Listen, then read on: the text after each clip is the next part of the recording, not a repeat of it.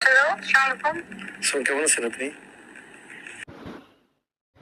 Net দুনিয়ায় viral হয়েছে জাহিদ খানের এক ভিডিও।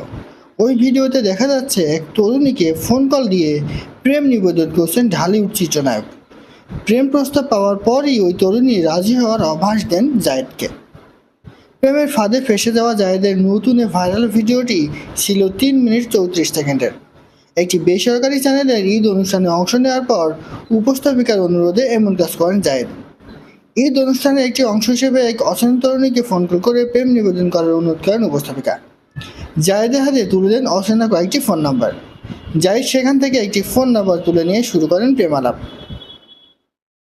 মজার এমন ভিডিওতে প্রথমে জাহিদকে অচেনা ওই তরুণী পাত্তা দেন না, কিন্তু যখন জানতে পারেন তিনি চিত্রনায়ক জাহিদ খানের সঙ্গে কথা বলছেন তখনই মন নরম হতে শুরু করে তার।